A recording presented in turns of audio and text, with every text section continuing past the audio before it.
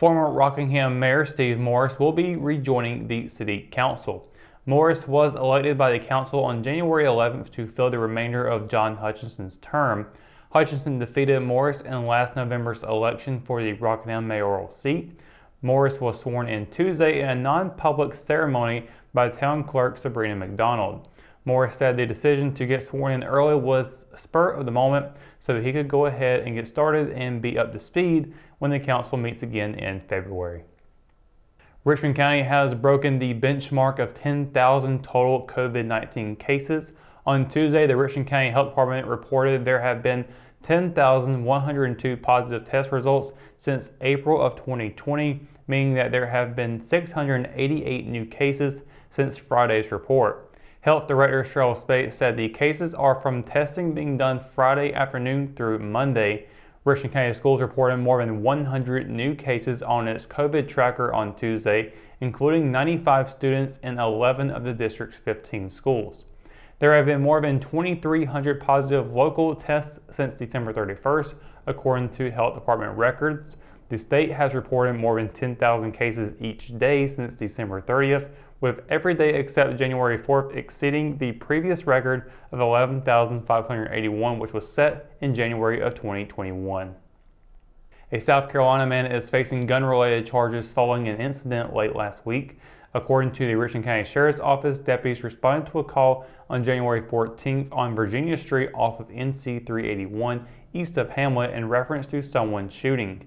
The caller reportedly told responding deputies that his nephew, 46-year-old Henry Monroe Jr. of Greer, South Carolina, pulled up in his yard and started firing a gun, then walked away from the scene. Deputies reportedly found Monroe down the street. According to the Sheriff's Office, Monroe told the deputies he had a handgun in his coat pockets. Monroe was arrested and charged with possession of a firearm by a felon and going armed to the terror of the public. He was booked into Richmond County Jail under a $10,000 secure bond and is scheduled to appear in court on January 27th. Closing its first round of SAC play on Tuesday against rival Scotland, the Richmond Raider basketball team collected its 15th straight win and remained in first place. Spreading its scoring across 7 players, Richmond routed 5th place Scotland 70-41. 4 Raiders reached double figures, including a double-double from sophomore shooting guard Paul McNeil, who finished with a game-high 24 points and 10 rebounds. He also had 4 assists. Adding 14 points apiece were sophomores Javion Drake and Jamarian Wall, and senior Xavier Colanzo netted a career-high 12 points, all on 3-pointers. Richmond will continue its quest for the SAC championship with another road game at last place Southern Lee High on Friday. The Raiders rolled past the Cavaliers 70-44 in the first conference meeting earlier this season. Tip-off is set for 7:30 p.m. A heavy showdown between 2 SAC heavyweights ended in the Lady Raiders' favor on Tuesday against Scotland, overcoming a 5-point fourth-quarter deficit and using a 19-8 run late in the game. The Lady Raiders defeated the Lady Fighting Scots 59-53. With the victory, the Lady Raiders pulled ahead in the conference standings and now sit alone in first place as the only remaining undefeated team. Richmond outlasted Scotland thanks to a 25-point performance from freshman point guard Jamia Lindsay. Having a career night was senior center Jamia Ratliff, who also netted a personal best 24 points and added 12 rebounds. The Lady Raiders will travel again on Friday to Southern Lee and look to stay atop the standings. In the team's first meeting, Richmond earned a 57-13 win. Play will begin at 6 p.m. Freshman bowler Ava Thompson has been named the official Richmond County Female Athlete of the Week, presented by Highway 55. The Lady Raiders picked up a pair of wins in last week's meet, including an upset over first place Scotland. The team also defeated Southern Lee to pick up 8 points in the standings. Thompson has proven to be a vital part of the Lady Raiders' success this season, consistently leading the team in several categories, earning her the first recognition of her career. The Lady Raiders, who are currently in 4th place in the SAC standings, started last Thursday's meet with a 3-2 win over Scotland. Richmond not only secured the win, but also set several season highs in the win. Thompson, who bowled in the anchor position for the Lady Raiders, collected a team-high 3 strikes in 4 games against the Lady Fighting Scots. She also added a spare to close out 40% of her frames. The Lady Raiders won the 2nd, 3rd, and 4th games. Despite losing the overall pin total, those 3 wins helped the Lady Raiders earn the upset victory. Against Scotland, the Lady Raiders posted team season highs in strikes, individual game score, pin total, and game average. Thompson added 1 strike and a team best 3 spares in the 4 games. She served as the team's anchor in 3 of the 4 games, starting with a pair of spares in the first game. Her strike and final spare came in the last game, and she closed 44% of her frames. When we return, we've got your Live at 5 weather report. It's coming up after the break, so stay tuned. JC's in Rockingham has you covered for used appliances, parts, trailers, and storage. We have one of the largest selections of reconditioned washers, dryers, and refrigerators in the Sand Hills, and we offer free delivery to residents inside Richmond County. Come check out our variety of trailers for any hauling job and our storage buildings for the things you need out of the weather or house. We also carry parts and accessories for appliances, trailers, truck beds, and can order the things you need. That's JC's on South Hancock Street in Rockingham. McNair Auto Sales is the place to buy your pre-owned car, truck, or van.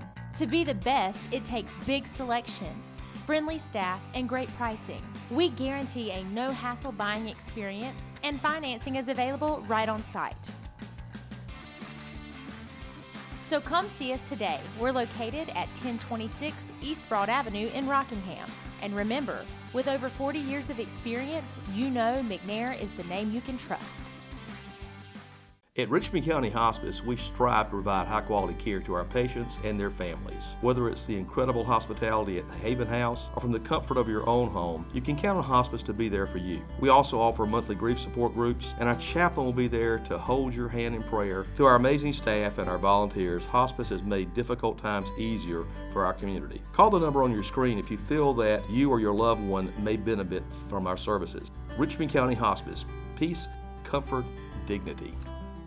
And welcome to your Live at 5 weather report, Richmond County. Another big winter storm event is coming up. We'll get to that here very, very shortly. We're going to go ahead and jump right on into tonight's forecast as we'll see temperatures. It's been a pretty decent day, actually. Really has seen a lot of 50-degree weather. Very nice. Don't really need a heavy jacket today. And looking at tonight, you're still going to need that jacket on. Maybe not a heavy one unless you're like me, who does not like the cold at all. 6 o'clock, 50 degrees, 10 o'clock, 43 degrees. Should cool down a little bit more as the night goes on, but nowhere really getting into the 30s too much. I would probably drop off a few more, maybe high 30s for tonight, but should look pretty good with that blanket effect of the clouds coming in.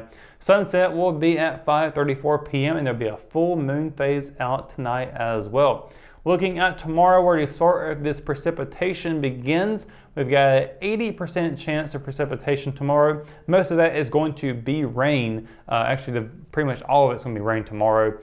We could be looking at a very, very, very late and maybe not even at all for Thursday night, where we could see a potential for winter storm weather to roll in.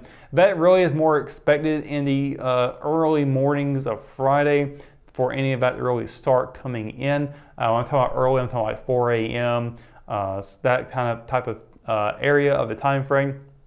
So Thursday is probably going to be nothing but wet weather as far as just rain, just regular rain coming in. And as you can see on the board with the lows, we're not really getting below freezing temperatures. More in Cumberland County might see a little bit of below freezing temperatures, but it's really not a whole lot to warrant that to change immediately over into something like what we saw in Sunday's weather. But Cumberland County, a high of 54, low of 31. Hope County, a high of 53 and a low of 32. Down in Robeson County, a high of 58 and a low of 33. Scotland will be seeing a high of 55 and a low of 33. Up in Moore County, a high of 50 and a low of 31. Here in Richmond County, we'll be seeing a high of 52 and a low of 33. Our neighbors to the west, Anson County, will be seeing a high of 51 and a low of 33. And our neighbors to the south, Marlborough County, a high of 57 and a low of 41. So looking at the winter storm weather, once again, another weekend of action coming up. Feels like we've got a bit of a competition going on. It's not really a competition though, but I'm sure a lot of folks are really hoping that we'll be seeing some snow for sure. There is a pretty decent chance for snow, a lot better than what we saw last week, where most of that was anticipated to be, well, it's still a lot for grabs from what we saw, but as the forecast got closer to the days last week, it did look more like just ice and kind of a messy weather condition. But Friday, Saturday, they're kind of looking a little bit better, especially Friday now. I'm not going to promise snow, but there is a better chance for it this time than there was in the previous storm. So again, Thursday a high 52, low of 33, that's 80% chance of precipitation. Then on Friday we have a 70% chance. And again, we're going to be looking at that storm coming in early in the morning, as early as 4 a.m. and they'll continue to play out throughout the entire day. The afternoon is probably going to be where you're going to want to look at things a little bit more. But overall, it's still going to be a pretty cold day nonetheless. 32 for the high, 24 for the low. And then Saturday it gets even colder. Still got a 4% chance of precipitation there. That could be winter storm weather. That could probably be carrying over from Friday. High of 40, low of 18. Very cold that day as well. Then on Sunday, we get away from all of that. We're back into normal weather that we usually are expecting to see. In January, a high of 46, low of 21 with partly cloudy skies. That will be the case for the rest of the forecast here. Monday, a high of 49, low of 27. Tuesday, we'll be seeing a high of 48 and a low of 29. And to round out a 7-day forecast with Wednesday, a high of 42 and a low of 26. Tomorrow, though, we will definitely be giving a little more detailed update on how this winter weather is going to be, because of how close it's getting. The more accurate we can look at those models and see how they are looking. So that is going to do it for your Live at 5 weather report and for tonight's edition of Live at 5. For the latest news, sports, and events happening in Richmond County, you can always visit richmondobserver.com or download the free RO app for your mobile devices. For the Live at 5 crew, I'm Russell Parker. Thanks for watching, and we'll see you tomorrow. Good night, Richmond County.